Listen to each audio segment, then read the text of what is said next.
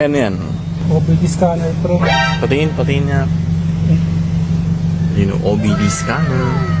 Sa mga hindi nakakalam, itong OBD scanner ay pang-scan ng kotse mo para makita mo kung may error o sira yung kotse ang ini-scan mo. Madali lang tong gamitin dahil kailangan mo lang i-download yung application nila tapos i-connect mo yung cellphone mo. Tapos makikita mo na yung error code o sira ng sasakyan na ini-scan mo. Nag-scan nga kami ng Toyota Vios na 2016 model ngayon at may lumabas na error na P1604. Yung error code naman na lalabas dun sa application, google mo lang at lalabas na kung ano yung error or sira ng kotse mo. In our case naman, very minor lang to.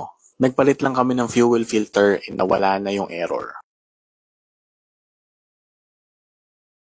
Kakaroon ka ng peace of mind, lalo na kung bibili ka ng second hand na sasakyan. Hindi naman lahat ng mekaniko ay manloloko, pero marami pa rin loko-loko dyan na pwede mag-take advantage sa'yo kapag wala kang alam. Sa panahon ngayon, kailangan sigurista na tayo. Ang hirap kitain ng perang ipinambibili natin ng mga kotse o kahit anumang gamit. Kaya click the yellow basket below to place an order.